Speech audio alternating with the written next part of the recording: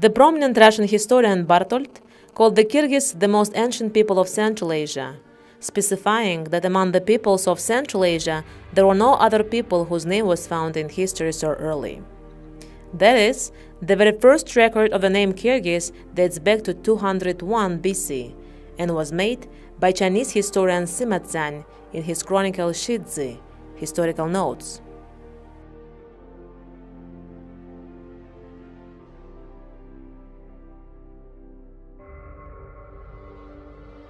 The next record of the name Kyrgyz refers to the 1st century BC and was made by another Chinese historian Bangu in Chinese chronicle Hanshu, the history of Han. Moreover, the source gave a description of the location of the Kyrgyz state.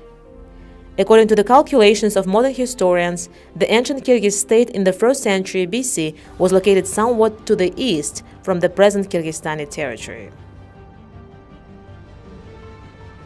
In the 1st century BC, the Kyrgyz were recruited by Hunnu as their soldiers, and being the soldiers in Hunnu army, they attacked and subordinated the Dinlin people on the middle Yenisei River.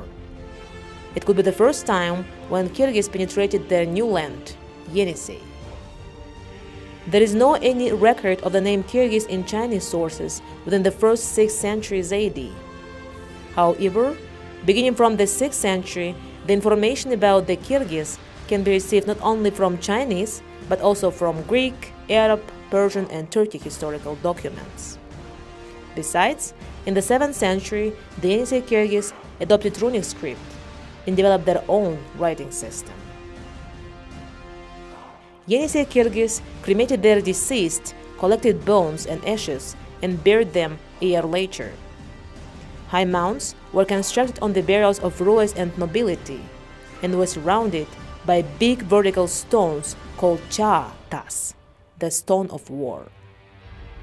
As the famous Persian historian of the 8th century Gardizi wrote, "The fire is the purest thing, and everything that is burned is cleansed by it of its sins and dirt."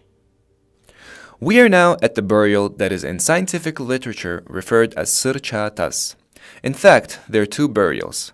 The first burial of Tashtik period, 3rd to 4th century, and the second burial is of medieval Kyrgyz, 7th to 10th century. The burial has pretty high stelas, on which there are some drawings, zoomographics, and anthropomorphic petroglyphs. The first excavation were carried out in the 1950 by the archaeological expedition led by the famous archaeologist Leonid Romanovich Kızlasov from Moscow State University. As a result of the excavations, a lot of articles were found. Most of them belong to Tashtik period. The fragments of weaponry, clay, silver and bronze dishes, home utensils such as caskets, fragments of horse harness, umbrellas of Tashtik nobility were discovered. There were dolls inside which of the ashes of 120 people cremated were found along with the clay funeral masks. These masks were of sacral meaning. Most of the masks had realistic features and were the posthumous copies of human faces. There were wooden burned statues of deers with the element of harness of their muzzles drawn that proves that people of the Tashtik culture could ride reindeers. The second excavation took place in 1955 by the same archaeologist, Leonid Romanovich Kızlasov, but were no significant findings. From the period of Middle Ages, or the period of ancient Kyrgyz state, or medieval Kyrgyz Khaganate, there were some weapons such as daggers, knives, harness fragments, and jewelry discovered. Most of the items belong to the Tashtik culture. Kyrgyz also cremated their deceased, especially the noble ones, after their death. Among the ashes, there were the remains of medieval Kyrgyz people found to the dates of 7th, 8th, and 9th centuries.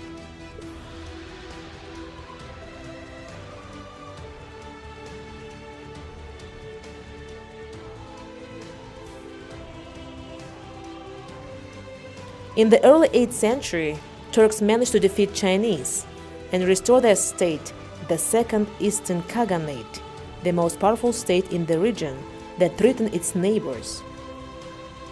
It was the time when the Yenisei Kyrgyz were ruled by Barsbek, a smart ruler and politician. In 709, Barsbek sent his embassies and managed to form the anti-Turkic coalition of 3 states: the Yenisei Kyrgyz, Turgesh, and Chinese. However, Turks were smart and did not wait until the enemies attacked first. In the winter of 710, they crossed the Sayan Mountains and destroyed the Kyrgyz army. The attack was so sudden that Kyrgyz soldiers were not ready to fight. Barsbek, with the remaining forces, attempted to resist in the place called Cherny Sunga, but finally was killed. His body was not even found. However, the Kyrgyz installed a big stone on the shore of the Altınkol Lake in the honor of their ruler and made an inscription on it. Today, the original stones are kept in the museum of Minusink city, the first of Barsbek and the second of his brother. Kyrgyz had a combined economy.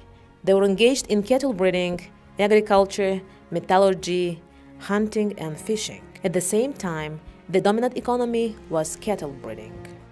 Trade developed. A branch of the Great Silk Road, named the Kyrgyz Way, led to the Yenisei River from eastern Turkestan.